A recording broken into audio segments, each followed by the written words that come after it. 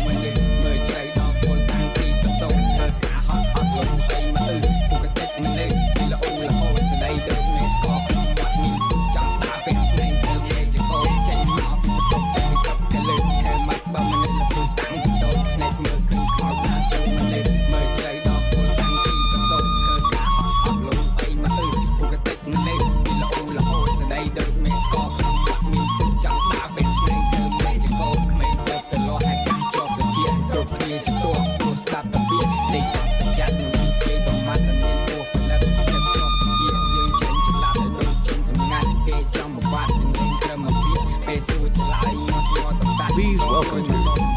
Mr. Rap